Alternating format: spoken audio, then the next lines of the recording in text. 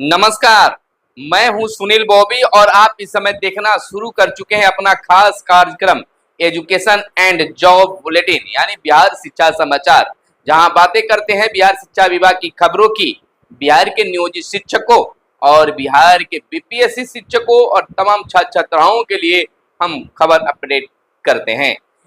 तो बता दें कि बिहार की शिक्षा विभाग की बड़ी खबर एक निकल कर आई है। वो खबर है कि बिहार के स्कूलों में ऑनलाइन हाजिरी अनिवार्य कर दिया गया है और हाजिरी के आधार पर ही मिलेंगे शिक्षकों का वेतन भी।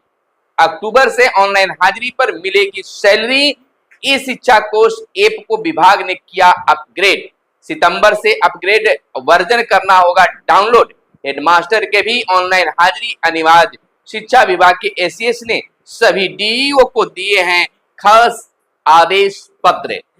तो अब हम आपको बता दें कि खास आदेश पत्र में डीईओ को भी कहा गया है कि इस पर अमल कराएं, यानी कि अक्टूबर महीने का जो वेतन है वह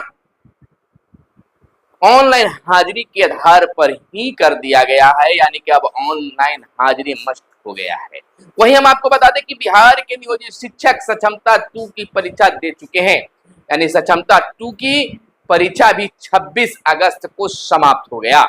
अब रिजल्ट की तैयारी है और ऐसा माना जा रहा है कि बहुत जल्द ही शिक्षकों का यानी नियोजित शिक्षकों का रिजल्ट जारी कर दिया जाएगा। उसके बाद नियोजित शिक्षकों को ट्रांसफर और पोस्टिंग की प्रक्रिया शुरू की जाएगी। जैसा कि आप जानते हैं कि अभी भी काउंसलिंग जारी है, काउंसलिंग चल रही है। काउंसलिंग खत्म होने के बाद में जो नियोजित शिक्षक सक्षमता 2 परीक्षा दिए हैं उनका रिजल्ट आएगा और उनकी भी काउंसलिंग शुरू कर दी जाएगी। वहीं हम आपको बता दें कि मदरसों को भी इस शिक्षा पोर्टल पर देना होगा बच्चों का विवरण।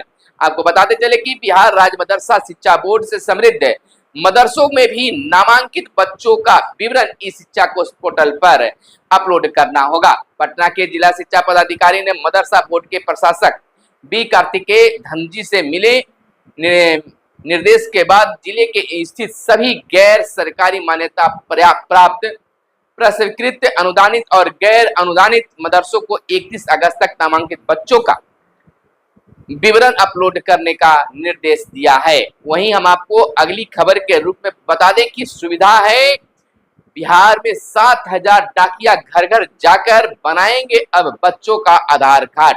बताते चले कि बिहार में 7,000 डाकिया घर घर जाकर बच्चों को आधार कार्ड बनाएंगे। इन डाकियों को इसके लिए प्रशिक्षित किया जाएगा। इसके लिए विशेष अभियान भी चलेगा। आपको बताते चले कि बिहार में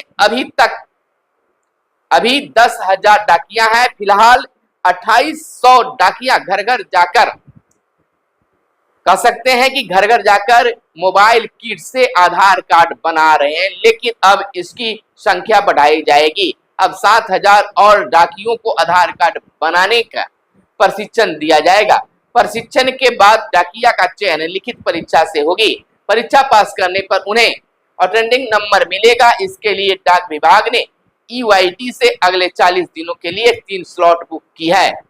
बताते चले कि स्थिति में डाकिया लिखित परीक्षा में शामिल होकर यह काम 30 सितंबर तक पूरा कर लेंगे। तो यह बड़ी बात है कि बच्चों का भी आधार कार्ड बनवाना है, मस्त कर दिया गया है। वहीं सक्षमता परीक्षा समाप्त हुआ यानी सक्षमता परीक्षा 2, लेकिन उसके पीछे कई और बातें आने लगी है। पेपर लीक की बातें आने लगी है। पेपर लीक करने का शक परीक्षा माफिया रवि पर। पुलिस की विशेष टीम कर रही है जांच। 9 परीक्षा केंद्र जांच के घेरे में है। आपको बताते चले कि बिहार में परीक्षा माफियाओं के हौसले बुलंद हैं। पटना में बैठा परीक्षा माफिया अब सक्षमता परीक्षा में धांधली करने में लगा महसूस हुआ। सक्षमता परीक्षा 23 अगस्त से शुरू हुई और 26 अगस्त तक चली। यह परीक्षा ऑनलाइन ली जा रही थी और माफिया सेटिंग वाले अभ्यर्थियों का कंप्यूटर सिस्टम रिमोट पर लेकर प्रश्न पत्र हल करने की कोशिश कर रहे थे। ऐसी बात सामने आई है, लेकिन अब तक खुलासा नहीं हुआ है। सब कुछ क्लियर नहीं हो पा रहा है। इसके लिए जांच चलाई जा रही है। तब सक्षमता पर भी उंगलियां उठने लगी है। देखना यह होता है कि क्या यह सच में ऐसा हुआ है कि यह केवल अफवाह है। यह तो आने वाला वक्त ही बताएगा, लेकिन शिक्षक इससे सशंकित जरूर हो गए हैं। नियोजित शिक्षक जरूर डर गए कि फिर कहीं परीक्षा में नहीं बैठना पड़े, फिर जाकर पटना परीक्षा न देना पड़े। भय तो है, खर्च भी बढ़ेगा। वहीं अगले साल सत्र शुरू होते ही बच्चों को मिल जाएगी पाठ्य पुस्तकें। बताते चलें कि पटना जिले के सरकारी स्कूलों में पढ़ने वाले कक्षा 1 से 12वीं तक के विद्यार्थियों के लिए ऐसा बनाया जा रहा है कि 25-26 से जो सत्र शुरू होंगे उसमें सत्र शुरू होते ही किताबें देने की सुविधा विभाग कर देगी। वहीं अगली खबर यह निकलकर सामने आई है कि समग्र शिक्षा अभियान को 1.74 यानी 1 अरब 74 करोड़ की राशि जारी की है। शिक्षा विभाग ने समग्र शिक्षा अभियान के लिए 1 अरब 74 करोड़ रुपए की राशि जारी की है। आधिकारिक सूत्रों के मुताबिक वित्तीय वर्ष 2024-25 में समग्र शिक्षा अभियान के तहत केंद्रांश मद में प्राप्त पहली किस्त के विरुद्ध राज्यांश की राशि के रूप में 5.58 अरब रुपए की राशि स्वीकृत हुई थी। इसमें 3.83 अरब रुपए की राशि पहले ही जारी हो चुकी है। तो इस तरह से शिक्षक वेतन के लिए हमेशा आवाज उठाते रहते हैं। इधर 73% शिक्षक बनाने लगे हैं ऑनलाइन हाजिरी। 27% शिक्षक अभी पीछे। सितंबर के बाद ऑफलाइन हाजिरी की व्यवस्था हो जाएगी समाप्त। यानी सितंबर के बाद, सितंबर महीने के बाद जो ऑफलाइन हाजिरी बनाई जाती है उसे समाप्त कर दिया जाएगा। सरकारी स्कूल के शिक्षक अब ई शिक्षा कोष पोर्टल पर ऑनलाइन हाजिरी बनाने में लगे हैं। जिला शिक्षा कार्यालय की ओर से जारी रिपोर्ट के अनुसार जिले के 73% शिक्षक यानी कि पटना जिले के 73% शिक्षक जो हैं ऑनलाइन हाजिरी बनाना शुरू कर दिया है। 27% शिक्षक किन्हीं कारणों से इससे वंचित हैं। तो अब इसकी व्यवस्था ऑफलाइन को समाप्त करने की योजना चल रही है। और आगे की खबर में भी मैंने बताया कि अक्टूबर महीने का जो वेतन है आपको ऑनलाइन हाजिरी के आधार पर ही दिए जाएंगे। इधर 23 लाख कर्मचारियों को मिलेगा यूपीएस चुनने का विकल्प। बताते चले कि केंद्र सरकार के कर्मचारियों के लिए हाल ही में घोषित एकीकृत पेंशन योजना यूपीएस केवल उन लोगों के लिए उपलब्ध होगी जो फिलहाल नई पेंशन योजना एनपीएस के दायरे में, आपको बता दें कि एनपीएस के दायरे में आते हैं। इसमें निवृत्त कर्मचारी भी शामिल हैं। एनपीएस से जुड़े 23 लाख केंद्रीय सरकारी कर्मचारियों को यूपीएस चुनने का विकल्प मिलेगा। हालांकि यूपीएस का विकल्प चुनने वाले लोग वापस एनपीएस का रुख नहीं कर पाएंगे। तो यह बहुत बड़ी जानकारी है। यह नियोजित शिक्षकों पर भी आगे चलकर लागू होगा जब बिहार सरकार इसे मान्यता देगी, बिहार सरकार इसे जब लागू करेगी, कैबिनेट में पास करेगी। इधर संविदा कर्मियों को नियमित नियुक्तियों में मिलेगी काफी छूट। अधिकतम उम्र सीमा और कार्य अनुभव के आधार पर मिलेगा लाभ। 5 अंक प्रति वर्ष की दर से अधिकतम 25 अंकों की मान्यता दी जाएगी। प्रारंभिक परीक्षा पीटी और मुख्य परीक्षा में दोनों में विशेष छूट भी दी जाएगी। सामान्य प्रशासन विभाग ने लिया निर्णय, सभी विभागों को पालन करने का दिया है खास निर्देश। आपको बता दें कि बिहार सरकार अपने विभिन्न विभागों एवं कार्यालयों में संविदा पर कार्यरत कर्मियों को नियमित नियुक्ति की प्रारंभिक परीक्षा यानी पीटी और मुख्य परीक्षा मेंस में दोनों में विशेष छूट देगी। यह छूट उन्हें अधिकतम उम्र सीमा और कार्य अनुभव के आधार पर दी जाएगी। तो खास योजना बनाई जा रही है, खास बातें आ रही है। इधर स्कूलों के विकास पर 76% माननीय उदासीन हैं।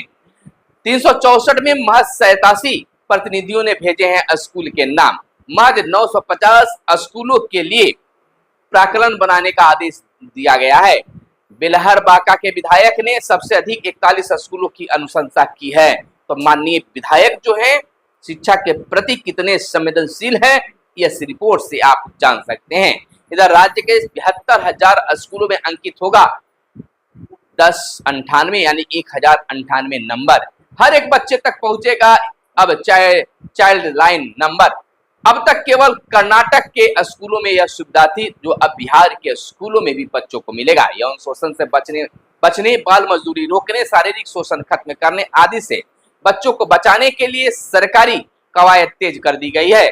इसी के तहत अब तमाम सरकारी और गैर सरकारी स्कूल परिषद में चाइल्ड लाइन नंबर 1098 को यानी 1098 को अंकित किया जाएगा। तो बच्चों को यह खास सुविधा देने की प्लानिंग है। वहीं बिहार के अधिकारियों को रास आई मिड डे मील की व्यवस्था। तमिलनाडु की शिक्षा व्यवस्था का अध्ययन कर लौट गए हैं दल। शिक्षा बिना शिक्षकों की भूमिका, 10वीं तक के बच्चों को परोसे जा रहे हैं भोजन। यानी तमिलनाडु में वह तमिलनाडु का यह जो रोड मैप है वह बिहार में लाया जाएगा। आपको बता दें 1ली से 5वीं तक के बच्चों के लिए चल रही है सीएम ब्रेकफास्ट योजना भी वहां। कमजोर बच्चों को के लिए शाम सवेरे विशेष कक्षाएं भी चल रही है। तो इन तमाम चीजों को वहां से देखकर टीम आ गई है और बिहार में अब लागू करने की भी प्लानिंग है। अब शिक्षक महोदय को, गुरुजी को मध्याह्न भोजन से छुटकारा मिलेगा और बच्चों को प्रतिदिन नाश्ते में अंडे भी मिल सकता है।